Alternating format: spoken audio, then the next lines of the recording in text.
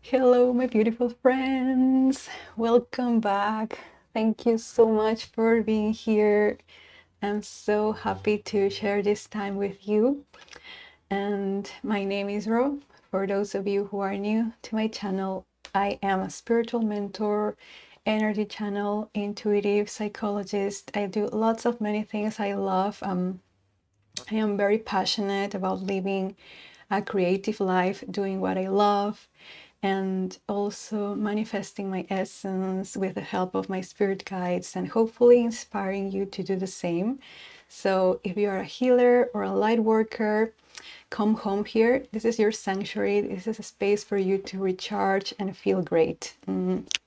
Lots of love today. So apologies for the patchy connection today.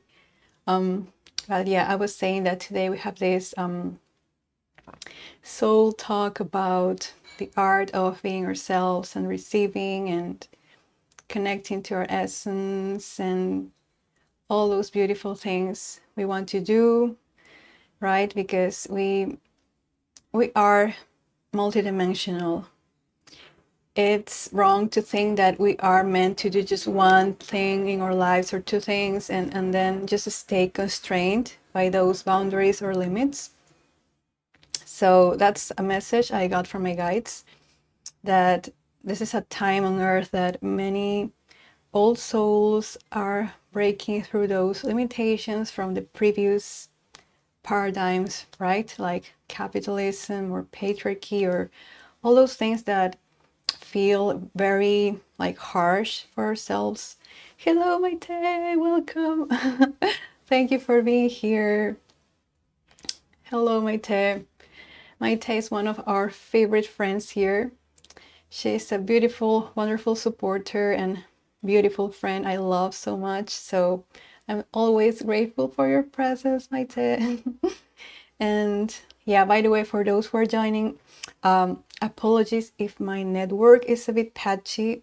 Sometimes it gets like that way. So maybe refresh your browser and it will get like back to normal.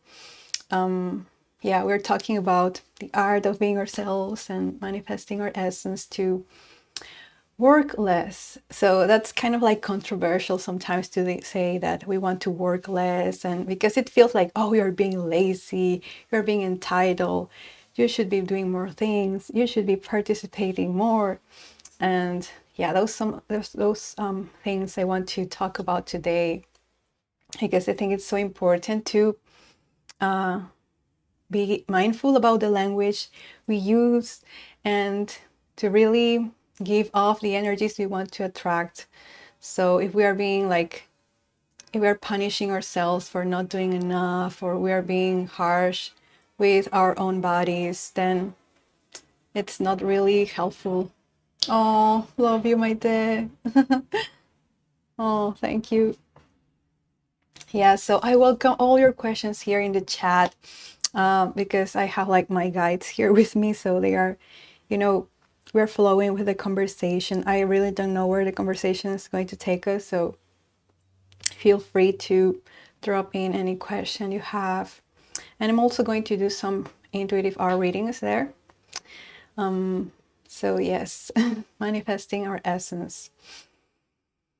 So some of the fears that really stop us from manifesting that light we have, I'm not going to call it potential, because sometimes that potential feels like too, like way in the future or something unattainable, or I don't know.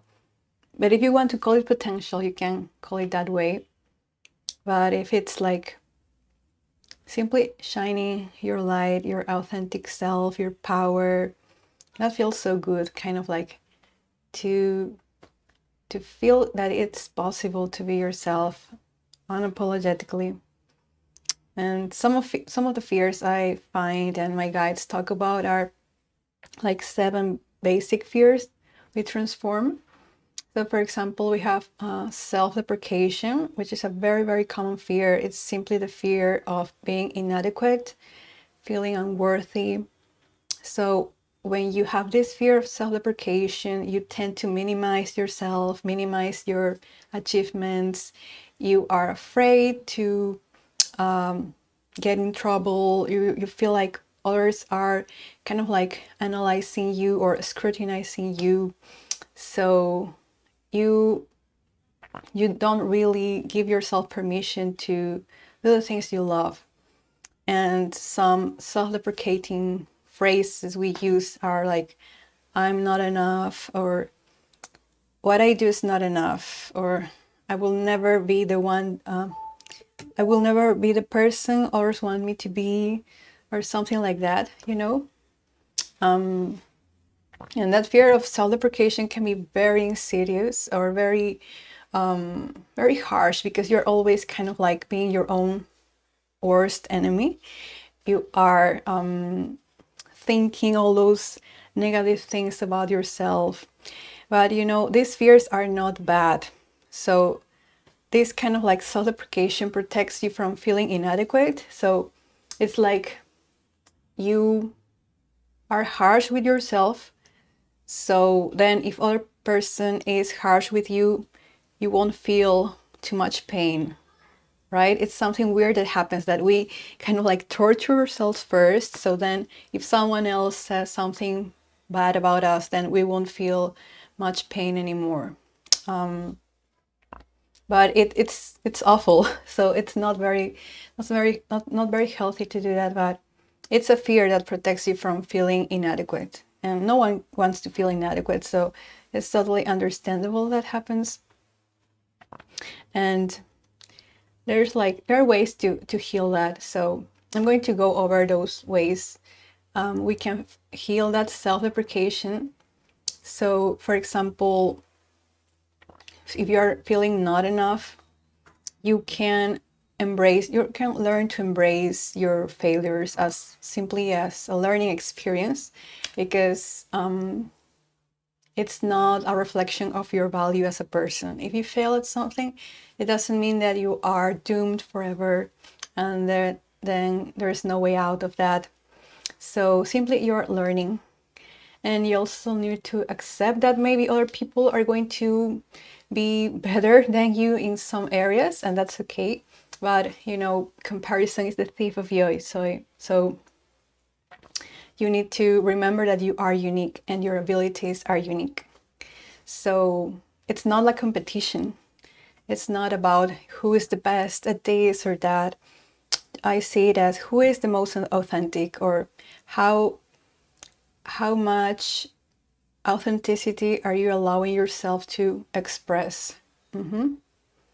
So, and then it shifts everything when you try to see it as being authentic instead of being the best or being better than others.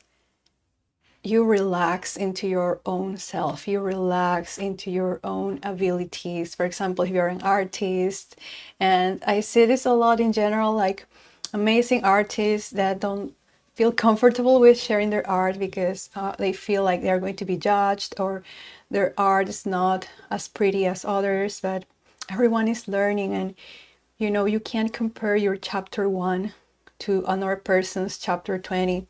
And so many times the art we already see in social media is people that have been doing that for decades or many years, and they have improved their abilities. So no matter where you are, it is beautiful and it's important.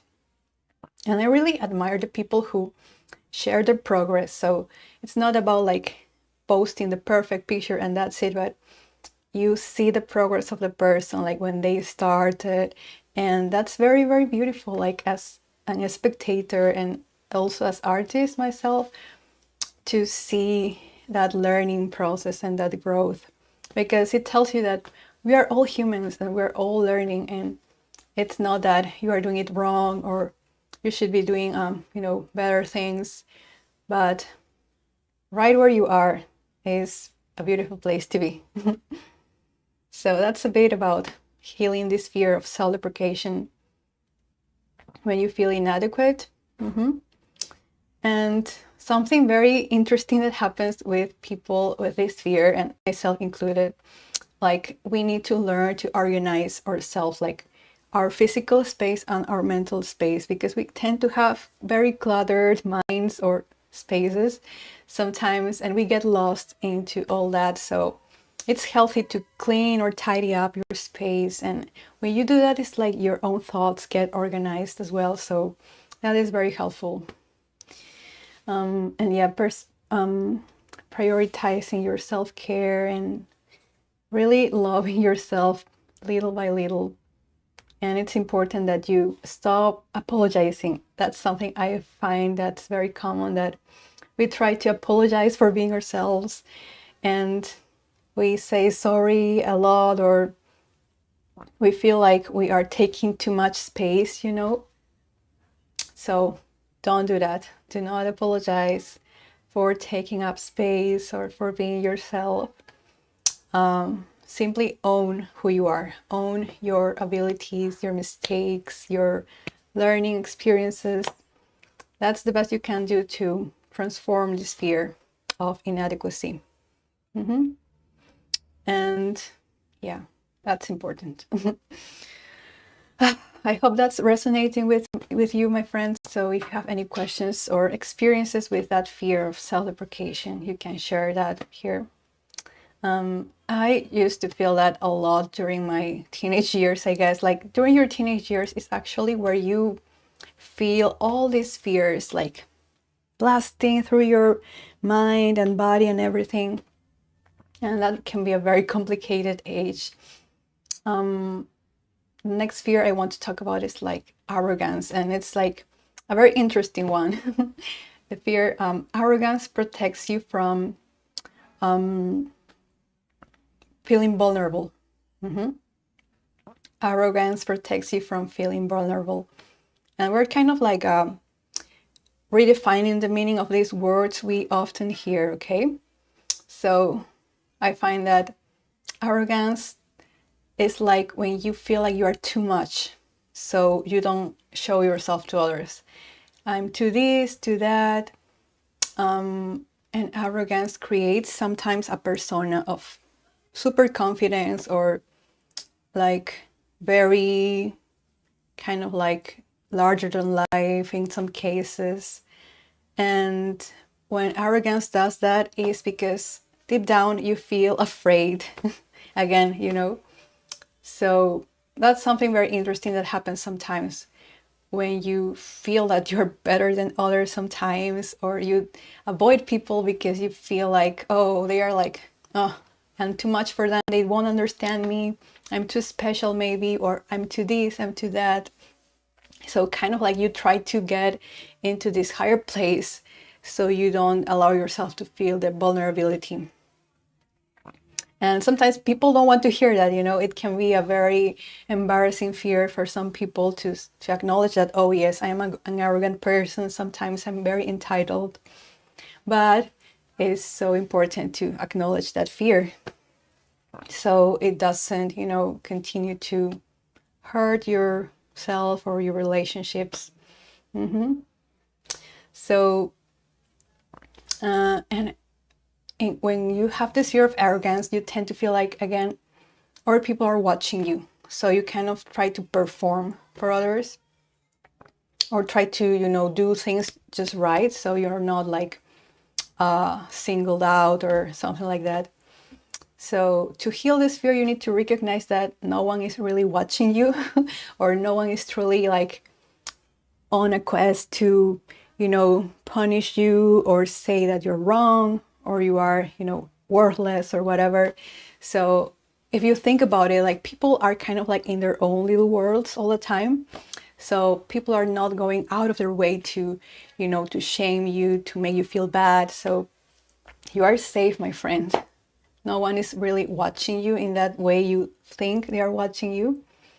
So yeah, that's like a very important tip to heal that kind of like arrogant feeling, that it's actually that vulnerability. And learn to enjoy your success without that need for validation, because many people with arrogance sometimes, well, this is kind of like stereotype of arrogance, but you see people on Instagram posting about their trips and everything about their lives, kind of like saying, here I am, here I am, here I am, validate me, validate me, validate me.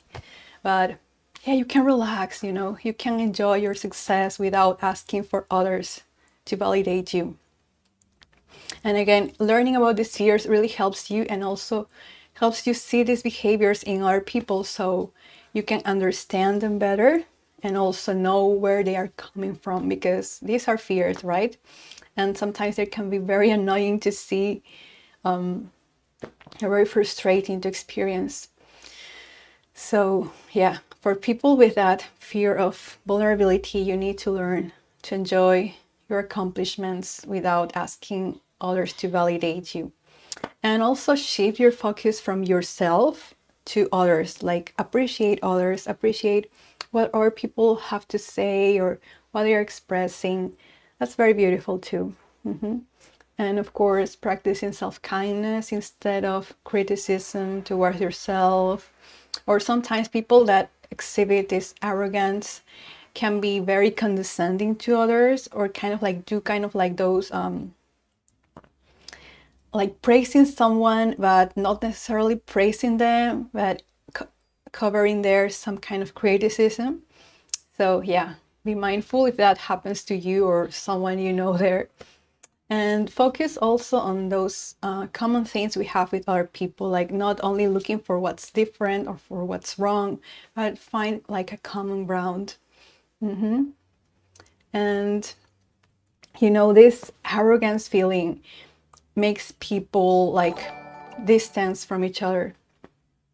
Oh, hello, Katie. Thank you for joining our channel. Thank you so much. Hello, hello, welcome. Thank you, my friends, for being here. Welcome, welcome. We're talking about manifesting our essence, and first we're going through some basic fears we all have. So I feel like it's so important to learn about these fears and how to transform them so we can feel confident in who we are. And we're talking about the fear of vulnerability right now, which is a very, very good one, and it's very juicy and has so many layers. So let me know in the chat if you can relate to some of these fears. We're going through one by one. These are 7 fears. We started with self-deprecation, which is the fear of inadequacy and feeling unworthy. And now we're in arrogance, which is the fear of vulnerability.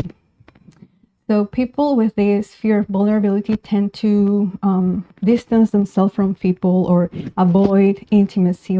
And by intimacy, I'm not only referring to like sex, but we're talking about intimacy, emotional intimacy, like knowing a person with more depth, you know, having those deep conversations. So people who feel vulnerable tend to avoid that because they think they are going to be be seen in their truth, and that makes them feel like, oh, I'm losing control, or I don't want to be seen too closely. I don't want to be seen for who I am, because maybe I feel shame, I feel less than you, I feel like I'm not worthy of love. Oh, thank you for the subscription, Jonathan. Hello. Thank you, thank you, thank you. Namaste, my friends. Yours definitely self-doubt. Oh, thank you, Mark, for being here. Yes, I can relate that to that fear too.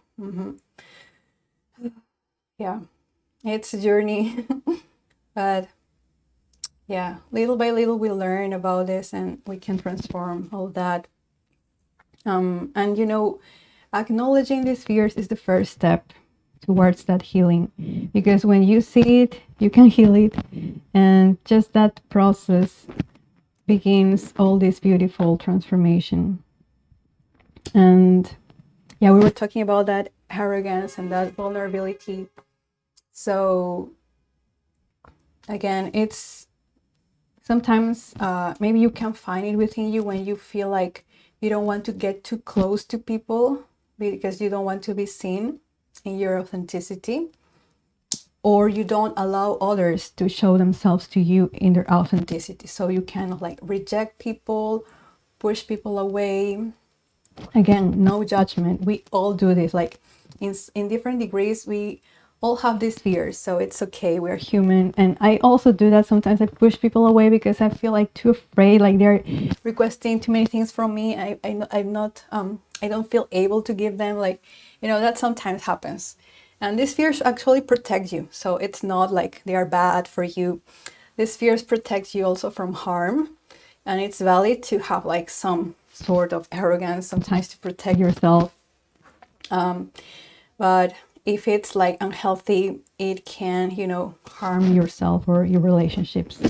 But again, to heal that arrogance is the focus on what you have in common with others, and know that you are safe, that it's safe to be yourself, and it's safe to be seen for who you really are. You're not going to lose anything. You're not going to lose your sense of self. You're not going to lose your person. So it is safe. It's safe to be close to people. And yeah, we're all practicing that. Wow. The next fear would be self-destruction. And I know it sounds scary a bit, but let me go get through it. Self-destruction is another common fear, or the protection from feeling worthless. So self-destruction is more about you having like a place in this world, like feeling that you can't you don't belong here. You're not worthy of taking up space in the world, something like that. So with that self-destruction, you feel like it can be very extreme, and the behaviors from self-destruction can be quite obvious. People and doing harming themselves, sabotaging their relationships. So it's a very kind of like very externalized fear. And I think many, like in the entertainment, we can see many shows and movies about people like lashing out or harming themselves, like as a way to get attention about their internal suffering. And also kind of like the act of harming your physical self kind of like reminds you that you are alive. So it's kind of like a paradoxical thing going on. So with self-destruction, if you have this fear of self-destruction or fear of being worthless, so some tips to heal that is kind of like, know that you are not in trouble, and you are loved, and you are supported, and you deserve to have a network of support, a loving network that can take care of you when you're feeling down.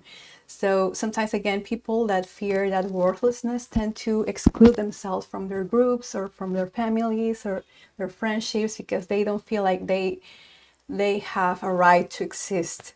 It can be that deep in that case, that fear. So people with self-destructions also feel like they are a burden to others. They don't, again, they are not worthy of care, of love, and that. So really prioritize that self-care to really combat the feelings of abandonment, because it all starts with you. You need to give yourself that love you desperately seek with others. And it's okay not to suffer. That's for you, in case you feel that way, in case you feel like that your life has been a chain of unfortunate events. Sometimes when we are deep in trauma or heavy experiences, we feel like this is our life, and life is about suffering. It doesn't have a self-destruction function, but yeah. So yeah, it's okay not to suffer. So take advantage of your moments of pleasure, of your moments of relaxation, and really create those moments. So yeah, life is not only suffering, life is not only pain, and you need to remember that. And sometimes people with this fear of worthlessness, they are kind of like always kind of like in a state of alert. They're like trying to predict dangerous situations, so they're like bracing for that suffering. They're like saying, oh well, it's coming, so well, here I am, and maybe I can protect myself or maybe not. So do not brace for suffering, just, welcome pleasure to you. And again, people with this fear of worthlessness can also be some of the most creative people in the world. They can be very creative and expressive. So creativity is a great way to heal this fear of worthlessness. So really, paint, dance, communicate your truth to others, embrace your true self in that way. And yeah, that's so important. And it's kind of like, again, picking a stereotype from, in general, the media and everything. Many artistic and creative people tend to have this fear of worthlessness, which manifests as self-destruction. So again, it can be very insidious, and these people really need loving support networks to really thrive. So really, no shame, no judgment for you, my friend. If you relate with any of these fears, know that we love you and you're worthy of love and care. So yeah. And again, for another tip to manage this fear of worthlessness and how it manifests is to learn skills to manage your pain without indulging or ignoring it. So again, if you are living currently like a painful experience, or if you struggle with chronic pain or physical ailments that feel like your body is against yourself, it's not your fault. It's not your fault to be ill or to be human. It's not a fault. So try to manage that pain with whatever source of comfort you can get. Like, it can be medical, it can be something creative, it can be your family, it can be your friends. But do not ignore that pain. Do not also indulge in that pain. So you can look for pleasure. You can seek pleasure. It's okay. And remember that life is yours. Life is for you to own, not to earn. That's a very important one, because sometimes we feel like we need to do things in order to earn the right to be here on the planet, the right to, get shelter or food or whatever. And yeah, I know these ideas come from this capitalistic mindset, but still remember that you are creating your life. You are creating each moment. So when you shift that focus on creativity, it's like it takes a weight off your shoulders, right? When you are feeling that you are actively doing something that improves your life, then it all changes. Let me know if you're resonating with it, my friends.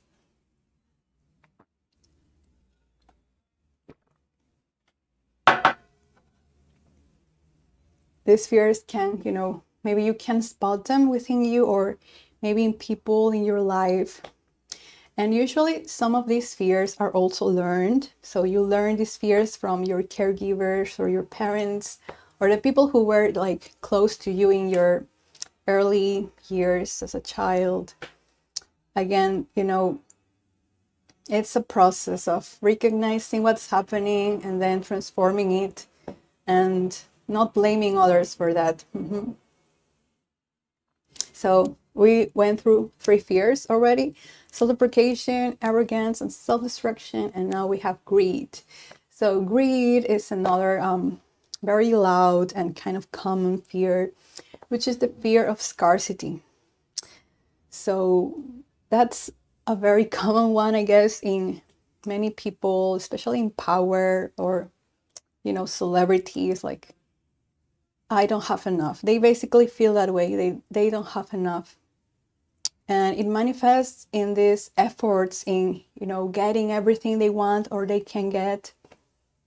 And again, that comes from fear. It's always fear. So it's not about judging these people maybe, but understanding that. And if you have this fear of greed, maybe you hoard things. You tend to hoard physical things, or or even intellectual things. Maybe you feel like you don't have enough knowledge or enough information, or relationships, you feel like you don't have enough love in your life, so you go from relationship to relationship to relationship to relationship without creating more depth or intimacy. So that greed manifests very differently in everyone, I guess. So to heal that, you can, give more to others, basically, and give what you wish to receive. Give what you wish to receive, basically, and reinforce that abundance. For example, if you have like money, instead of hoarding the money or, trying to get like every last penny, just, donate to charity or go to a volunteer place like a shelter and offer your time, offer your love to others. These people that have like greed can be very wealthy. They can be very wealthy because they are afraid to, lose themselves in scarcity. So it's very, very interesting to analyze this. And again, creating more, like creating what you wish to have, it's a great way to heal that greed. And also doing less and relaxing more, again. So sometimes people with this fear of scarcity tend to work a lot, be very, workaholic to the point of burnout, or act with, through their impulses. So you can take a break, you can take a moment to relax and understand that your possessions don't define your worth. Like, yeah, these things are, they're for this moment. You are physical beings, but then we are spiritual beings. So you don't carry all this stuff into the afterlife. And your worth as a person is right there. So if someone is saying, oh, you have a great car and I love your mansion, they are not saying that they love you as a person. They are simply saying, oh, I value cars and mansions, right? So when other people admire you, it's saying something more about them than what they are saying about you, right? It's about the values of the other people. Your worth, you define it yourself. What do you think? Our worth is defined by ourselves and nothing else. And again, you can celebrate your success and the success of others when it comes to abundance and prosperity. So it's not like they are taking away from you, or if someone is succeeding, it means that you are not. So in this case, it's like we're all lifting each other up, right? There is abundance for everyone. So again, I remind you, if you have this fear of scarcity, you are safe. You can breathe and relax, and universe will always find a way to provide for you if you open yourself to that energy flow. And gratitude changes everything, especially for this fear of scarcity. When you just acknowledge the goodness of your life, it can be material or emotional or spiritual, you realize that you are rich beyond measure, you are abundant, you are happy, you have so many privileges. So yeah, acknowledge with gratitude everything you have. And what do you think about this fear? It's a very interesting one to observe in other people. Like, yeah, it's very interesting.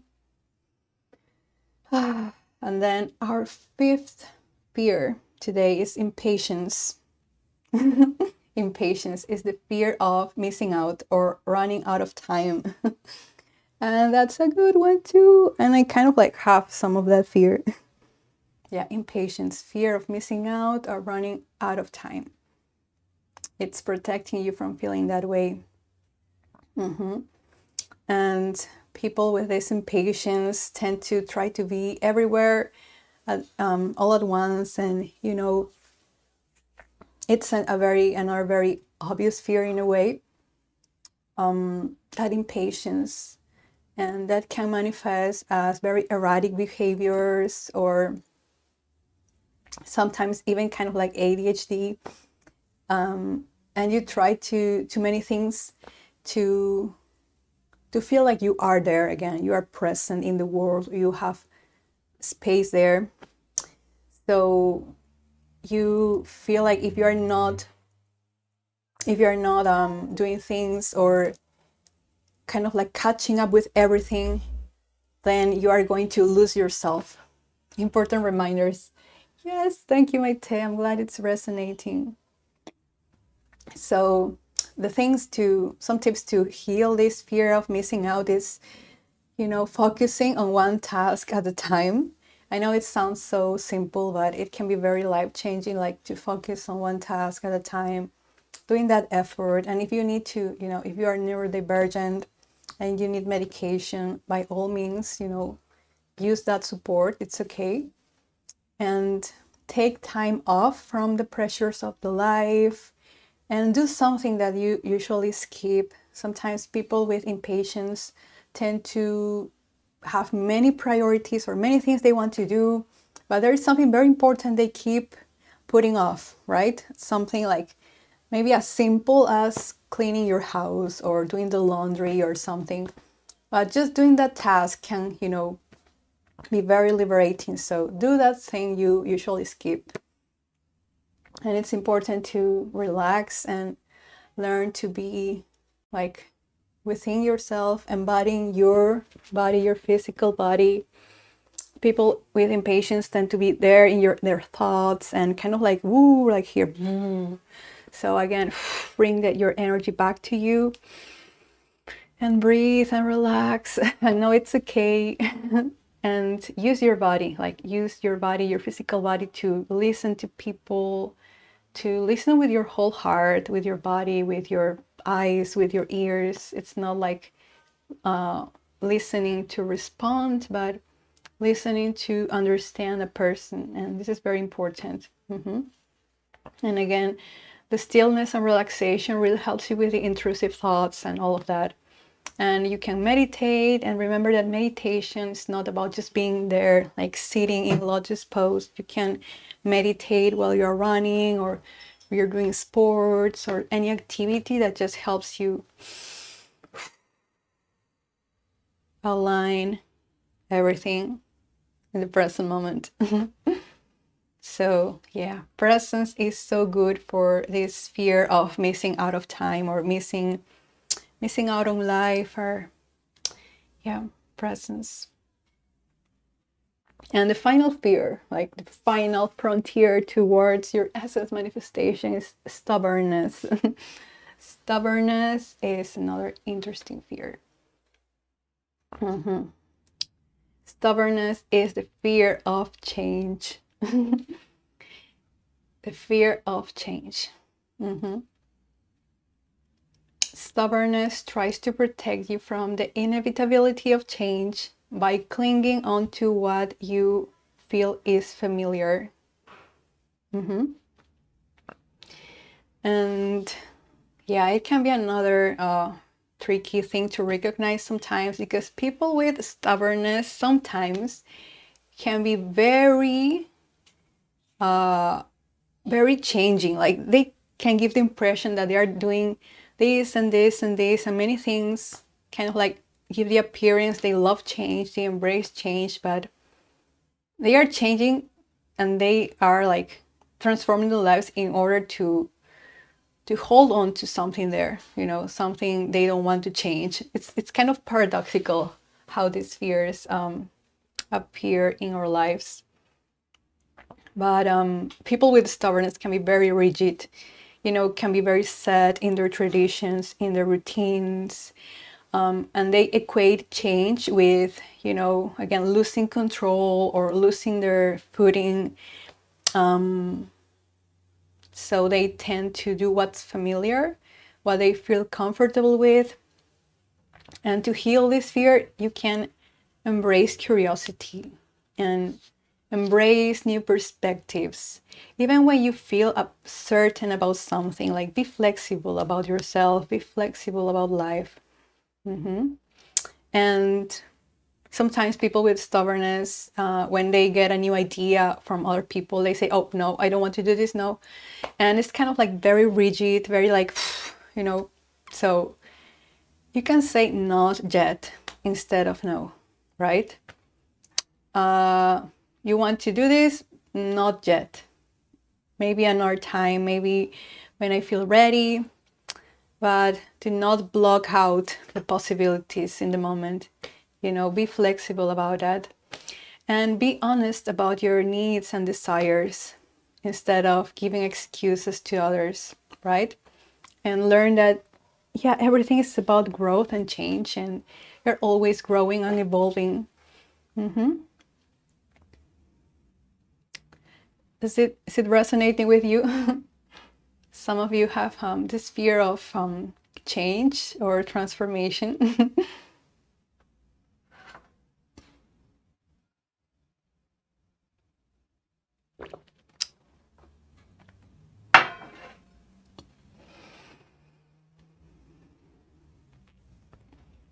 I honestly relate more to self-deprecation and arrogance. Like, those are my two basic fears that I have been working through since my teenage years, when I learned like about them. It's kind of like, yeah, they got a huge grip on me like before, but thankfully now I feel more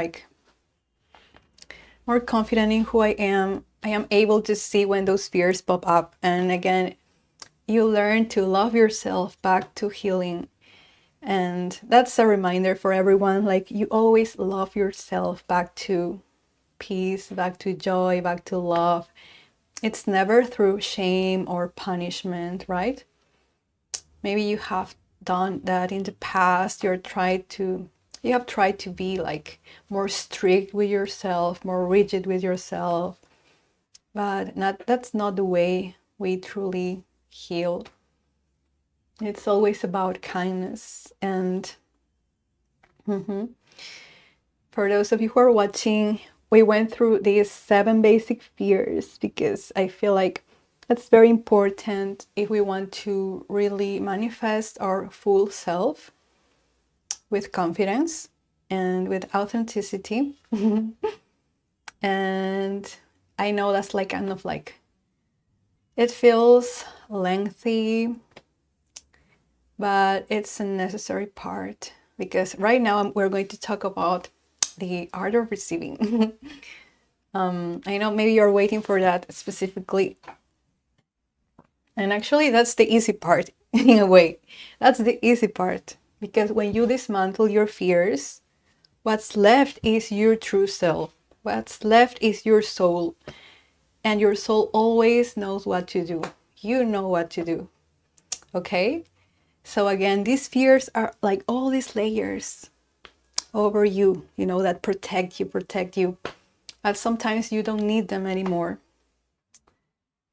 So when you go through those fears, you learn to see them as signposts, of like warning signs instead of enemies that are going to, take you and destroy your life. Then you realize that you're safe and your soul knows the way. Yes, that's what I love. So essence manifestation is simply aligning with your full self, your capabilities, your essence, your natural abilities. And if you have been with me, you know that I love my spirit guides and this framework of self-discovery with the 7 soul archetypes or the 7 roles. So it all goes back to that, knowing your essence archetype, knowing the core of who you are. That's where the key to your best life is. So for example, creators or artisans love transforming the world and bringing change, bringing new ideas, bringing new creations. And if that's who you are, it's amazing. We need you here. We need your unique perspective. If you are a nurturer or a person that loves to serve the world, you are amazing. And your power is compassion, basically. Your power is care. Your power is your loving kindness. Your power is intuition. So we love that. That's who you are at your core, right? And then we have the amazing warriors or protectors. Your power is your resilience, your perseverance, your achievement, your capacity to motivate other people to succeed, you know, your persuasion. So protectors or warriors are very loyal. And if you are one of those people, it's amazing because you take action. You take action, my friend, and you set things in motion. Thanks to you, this world goes round. Oh, hey, Emmy. Yes, recognition is the first thing. And when that's done, I think it's much easier to work more concretely on each sphere. Combination of knowledge is the key. Yes, thank you, Emmy. Thank you for being here. Yes. So then we have the scholars or explorers. You know, you seek knowledge, you seek comprehension. You not only seek facts and, like, you know, dry information, but you like to put the pieces together, you know, the pieces of reality together. And if that's your gift, again, we need you. We need you being the explorer you are, the adventurous person you are. That's a beautiful, beautiful gift, to immerse yourself in experiences. That's what explorers do the best, or scholars. And then we have sages or communicators, who are the storytellers of the world, the teachers, even the children of the universe, because sages tend to be very, very tender, very sensitive, very in touch with their inner children. And sages are amazing at, you know, performing and teaching their truth and their philosophy. So again, if you're a sage, if you're a communicator, that's your gift, to express yourself, to be heard. And I love that. And then we have the high priestess or catalysts or guides. That's me. And we thrive. Our essence thrives when we are inspiring others to be their best selves, when we are empowering ourselves and empowering our loved ones to manifest their best lives. And that inspiration, again, it's a beautiful, beautiful energy.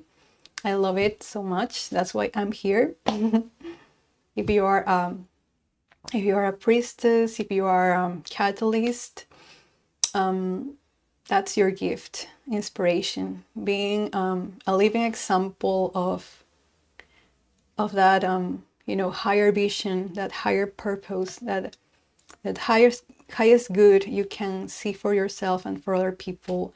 Your gift is to gently hold people's hands and guide them to where they want to be, right? It's like we love guiding people into their best lives. Yes, I love that. And I'm sure many here in this community can relate to being inspirationals, being guides. And then the final archetype is the leader or queen or king, whatever you want to call it. I learned it as Colorado. I'm thinking of yes, explorer. I love that. Laura the explorer.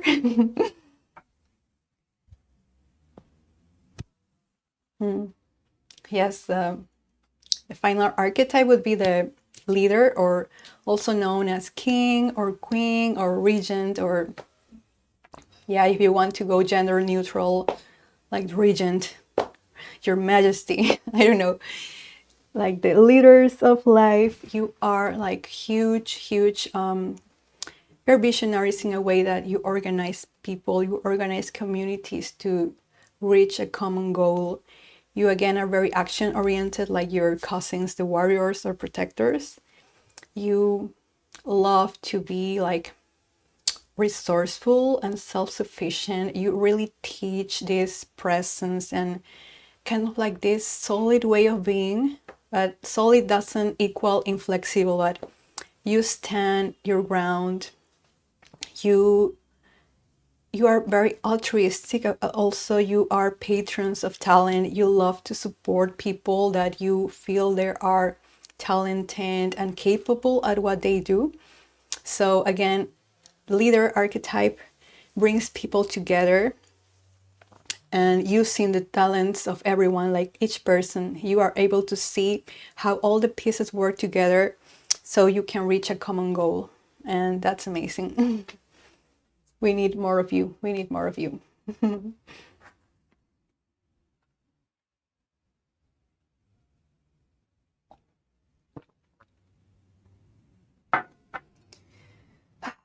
Now let's go to the part of work less and manifest more. I feel like when you are in touch with your essence, it's like when you're relaxed in your authentic self, then work becomes more like an exploration, becomes more like play, becomes curiosity. So it doesn't feel like a chore, like, oh, I need to do this, like I have to do this, like I have the obligation of doing this. And I know like capitalism exists, and by definition we are like meant to work hard, quote unquote. But I feel those of us here who are old souls, who are light workers, who are empaths, we have been on this planet for many, many lifetimes already. And we know that there are different ways of doing things. And we can choose. We have the power to choose what we want to do. And this doesn't come from entitlement or like feeling that you're better than others, and for that reason you don't need to work anymore, and you have to be lazy on an island and spend your days basking in the sun. But if you want to do that, it's okay. But I'm saying that we learn to live different lives, leveraging our talents, right? Because we know that we don't have to work hard or as hard as we have been taught. And that's why it's important to learn your archetype and your fears too, because they are going to show you the way. So, for example, I have ADHD. I have lots of things that sometimes in the past have kept me from, let's say, working a traditional job. Like when I was a kid, I always knew that my life would be different from people, like from most of the people I knew, because to me, my brain couldn't comprehend like working 12 hours a day or something. And then when you were like 8 years old, finally you could retire. And I say this with a lot of compassion because the circumstances in my life have supported that I was able to do this, the work I want to do, my own schedule, and all my choices have brought me to this moment. So as an old soul, I really invite you to tap into your gifts, what is natural for you, what comes easily from you, and express that unapologetically, because you have within you that you have thousands of years of wisdom and inspiration and knowledge. You really have all that, and you have the wisdom of your ancestors, your spirit guides. And one thing my guides said that stayed with me was that if you can find a job for you, for your soul, for your unique gifts, you can create it. And it was just a simple, very simple quote to say, if you can find a job, you can create it. And to me, that was like very boom. And I said like, yeah, it's true. If you can find a job that works for you, you can create your own job, your own work, your own lifestyle. Hey, Bogey, hello. You made it, thank you. Yes, it's been a very, very lovely live stream.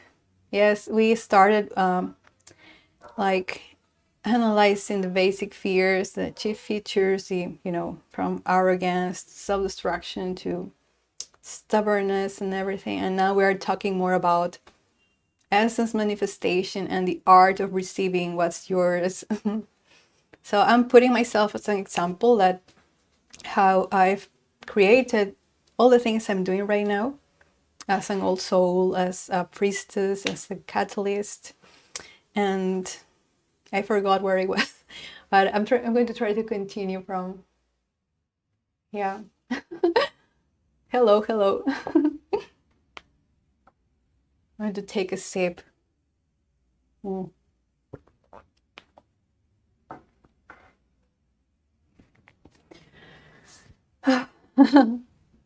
Yes, when you tap into your gifts, it's like things get easier.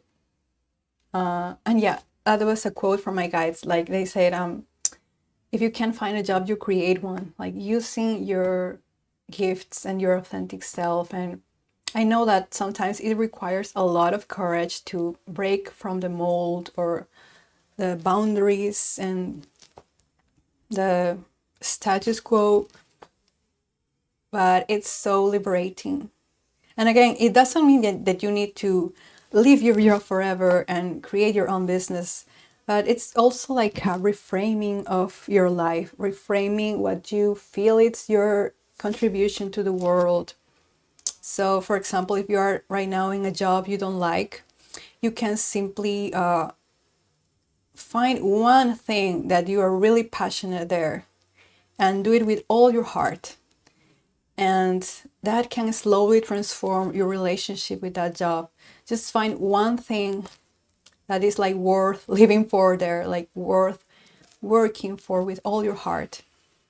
And if you have the possibility of creating your own work or your business or a new job, like, I don't know, inventing something totally new and unheard of in this planet, like, do that, please. We need you. And you know, I love paradigm shifters. I love people who are way showers and pioneers. And maybe you are here among this little crew. So hopefully this inspires you to do what you have been meaning to do. Oh, Arwen, thank you for being here. Infinite love for you. Thank you. I really appreciate you all being here and, you know, spending some time with me. Thank you with all my heart. So, yeah, the art of receiving, the art of doing less and being more. And this is a good one. Like, right now, as old souls, we are really connected to the spiritual world. We are really connected to the energy workings of reality. So I know that many of you have maybe intuitive perceptions, you are psychics, you are channels, and you can attract to you agreements with other people, like your essence and their essence has, you know, a contract or an agreement to, you know, support each other. And I feel like that's the way I work. Like, for example, like marketing, quote unquote, like for some people they need to pay for advertisement and to draw people in, but as all souls, for example, the way we find our community is by being ourselves, like being super safe and secure in who we are, and we simply magnetize our soul family to us, and that's magical. And I know it can feel a bit strange maybe to start doing that, like start magnetizing the people you want, the job you want, but it's real, it's real, it's real. And I have had many moments where I was thinking about something and then like a person or a family member helped me with that, and just, you know, help me get what I wanted, like not again from not from a place of, oh, I want this, it's mine, you know, I'm entitled to this. No, but simply because that thing I wanted was in alignment with myself.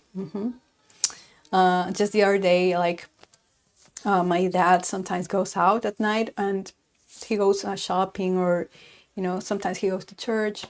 And that day I was craving like a cake, like out of nowhere. At night I was like, oh, maybe he goes to buy a cake for me. And then boom, he's home and he had a cake. And I was like, oh, it's just the little things, you know?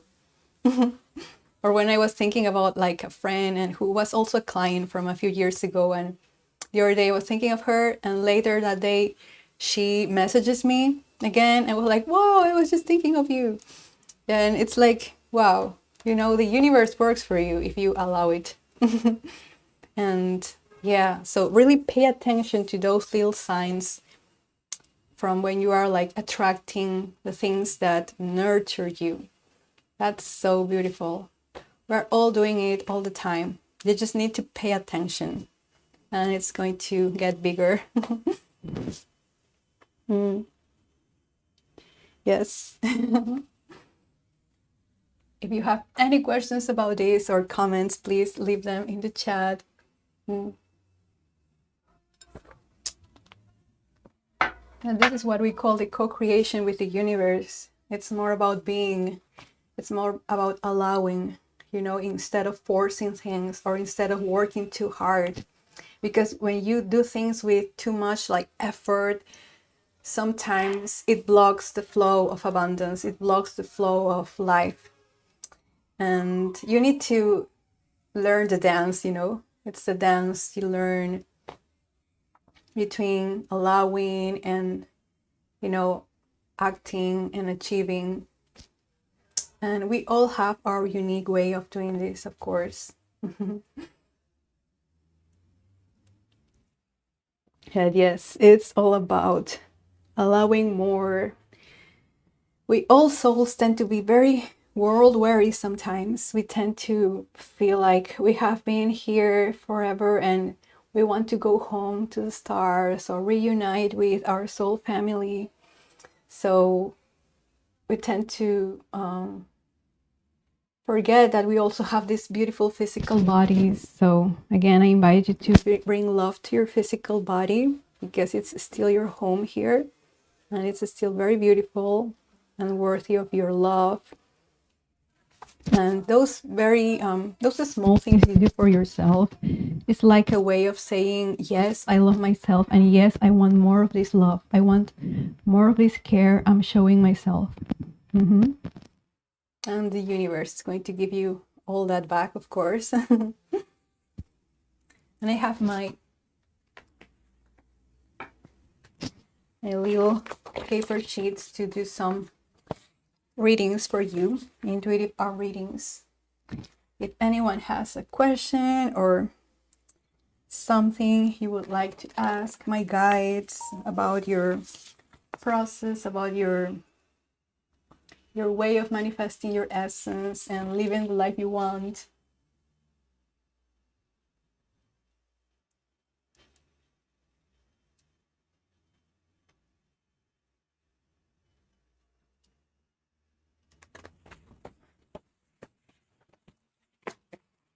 Mm.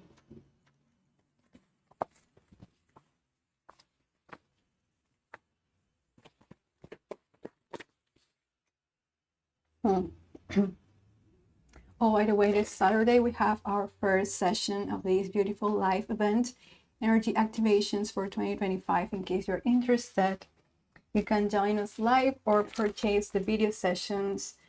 And yeah, it's going to be super fun because I am releasing some new meditations that have been channeled by my guides. And yeah, I'm very excited because yeah, next year is going to be very powerful.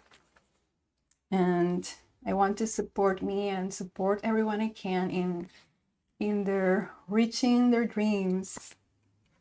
And just I was reading about like a friend who left their job this month or something. Like many people are leaving their toxic jobs, and I'm like, yes.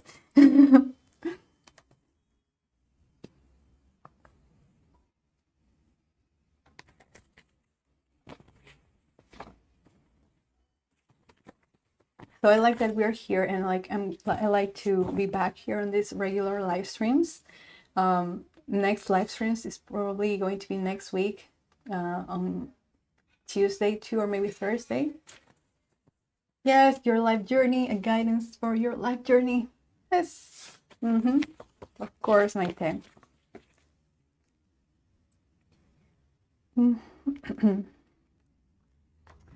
Okay, let's see.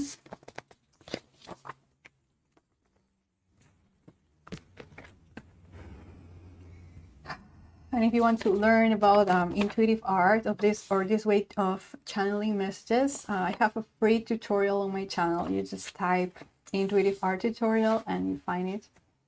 And it's super easy and everyone can do it.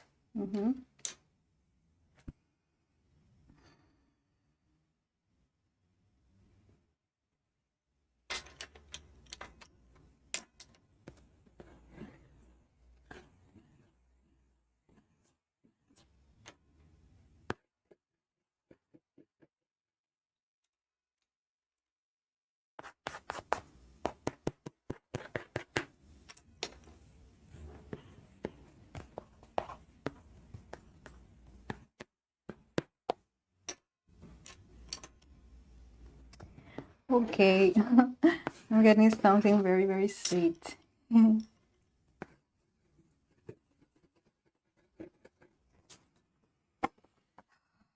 So maybe here you can't really see it clearly. There it is, and I'm going to interpret this for you. So, it feels lovely.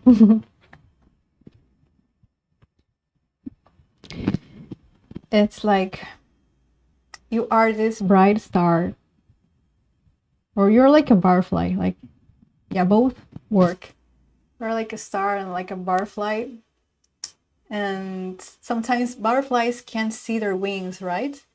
They can't see their wings. Butterflies can't see their magic, their beauty, their worth, but others can see that. And butterflies, just by existing, are changing the world with their beauty, with their art, with their kindness, with their magic. And this is the star, you know, that's who you are. You're a star. And that's your essence. And this circle here means your evolution, means your cycles of life. And it's like you are always kind of like going deeper and deeper and learning about yourself, you know, like spirals. And this is beautiful to share that process, maybe to with others, like your learnings, your wisdom, your art. And these dots here are the people who love you, your family, your spirit guides. They are there to support you. So it's very like you are just where you need to be. It's like you are there. You are doing what you love. You know what you love. You know what you want to do. You just need to give yourself full permission to express all that. And there are going to be changes. Maybe there are going to be ups and downs there.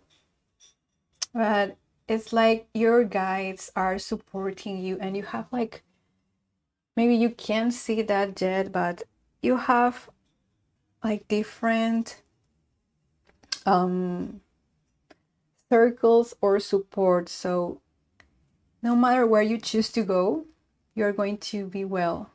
Like the universe is rearranging itself to support you. So if you want to choose like art or any other curiosity you have, it's going to be fantastic. And it's like there are people like you, there are more people like you, of course, that are doing something similar. So you can take like inspiration from them, but always go back to your own wings, your own essence, your own star. You know, you can see your own light, you can see your own wings. They are beautiful. You are beautiful. And you always remember that. And I get this feeling from your guys that they really, really appreciate you, and it's like they are like they are hugging you. Like I'm seeing them and they are surrounding you with love, like the Care Bears, like they're wrapping you in love. And they're saying that maybe they're going to give you a dream, like during a dream they're going to give you like an interesting idea. during a dream or meditation, they're going to give you a fun idea to play with. So maybe pay attention to your dreams this week. Pay attention and journal what you see there.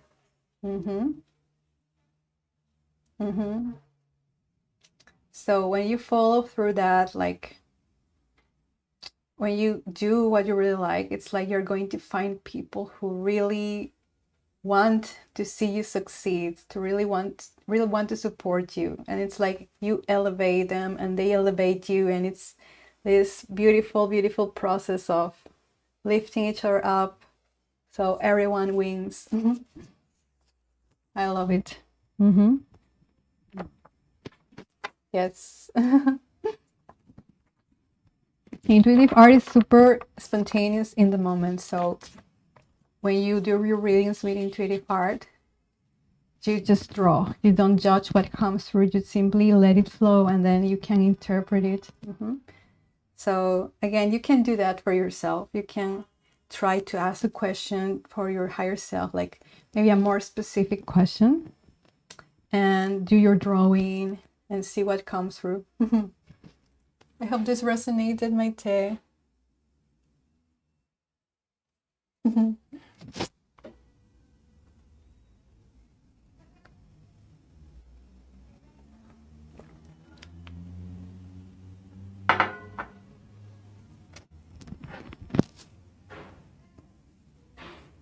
I really love to go back to the butterfly metaphor, because I feel it applies to everyone, because sometimes we can't see our own beauty. We can't see our gifts. So it's very meaningful when you tell someone, oh, I love this about you. I love that you're charismatic. I love that you're authentic. I love that you tell the truth. I love that you're funny. So wow, you surprise that person, you know?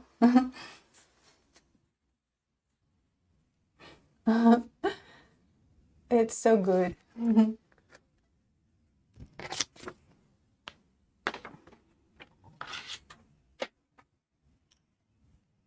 Oh, thank you, Maite. We appreciate you too.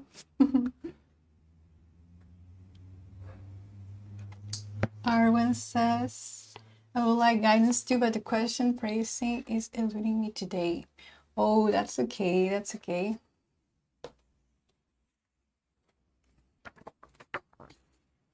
We can do maybe a general reading in that case. If you prefer, we can do it here. Or you can message me later. I'm okay with either of that. Whatever feels better for you, of course.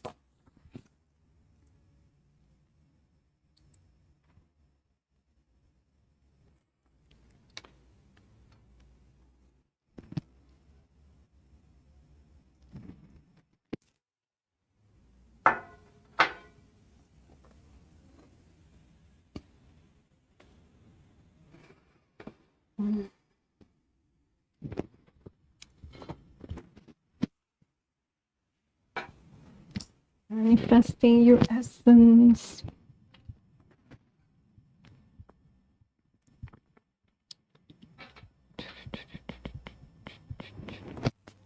Another channeling I got from my guides recently was about a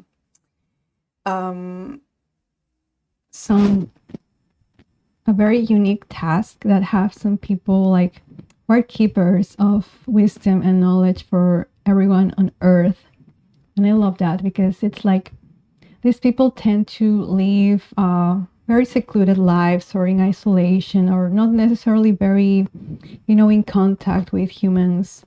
But people like this have this beautiful, unique task of really going deep into these philosophical questions and meaning about existence, about love, about relationships. So it's a very spiritual task, and it goes beyond this lifetime. It's like a task that you choose for a cluster of your lifetimes, and on each lifetime you kind of like remember again your task, to be like a beacon of that knowledge or that wisdom, and it can you can be a storyteller or a poet or an artist, but within that effort, within that artistic effort, is your sole task of providing humanity with new philosophies, with new frameworks of reality. You are so welcome, Arwen. Yes. But I love that because, you know, for example, capitalism has made us think that we need to be productive, like externally productive, like doing things that can be, you know, valued by others in order to be worthy as people. But, you know, spiritual seekers, spiritual mentors or guides or keepers or beacons of knowledge, your task is way more subtle, and often you do it in your dreams, you know, when you're daydreaming, when you are envisioning things. So please never discount your imagination. Never think that imagination is not real. It is real. Imagination is beautiful. It's beautiful, and it's kind of like the first step to manifestation. Is like the entryway to channeling, to psychic work, to intuitive work. So you can go very deep within you, you know, and going deep within you is also going out to the universe. And I really love that. So I really support all of you in your spiritual and astral adventures. And I really feel like we all meet in the astral plane when we are sleeping, when we are dreaming. Sometimes it's like, yeah, the astral world. It's fun. And maybe sometimes you wake up from a dream and you can't remember it, but you feel like you have been busy there, you have been learning, or you have been doing some literal kind of work, like teaching others or guiding others or healing others. So that's a beautiful contribution you do. And it's amazing. And sometimes, like, as a psychic or as an intuitive person, maybe you can see that when people are doing that kind of work, like when they are very spiritually connected or they are very creative. It's like their aura has different colors. It's beautiful. It's like they really create like a cocoon of light, like a landscape, like something new. Like it's like every person is like a little world, and it's lovely to see. I sometimes I'm able to see that, especially when people are very, very aligned and they are like manifesting their dreams, or even if they're not externally achieving things, they are very connected and very authentic, and that's beautiful. I love that.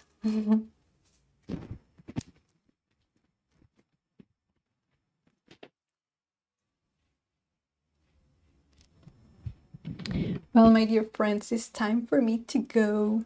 But it's been a very, very wonderful live stream with you, and I really enjoyed it. And I hope you also had fun or learned something new, something useful.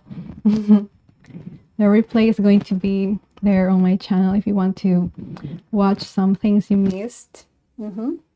Especially the first part. I think that was more like informational heavy with the going through the 7 fears. But yeah, once you learn that, once you transform those fears, the rest is so easy. Again, it's like these fears are kind of like the layers that cover you, your protections, you know. So when you uncover all that, what's left is your true self, your soul, your ancient being. Thank you so much for watching, my friends. Thank you, Bogi. Thank you, Arwen. Thank you, Maite. Thank you, Mark. Thank you, Emmy. And thank you, everyone watching from the future. I love you. And don't forget to like and subscribe this video, please. Because, you know, YouTube can be very strange sometimes, the algorithms and everything. Thank you for everything. Love you. And I'll see you next time. You can subscribe to my newsletter for free if you want to get the updates, or also if you're feeling generous, I'm on Patreon. And yeah, I love having you there. And thank you, Maite and Bogi and Mark for being Patreon supporters. I appreciate that a lot. Thank you. Love you. Have a great day.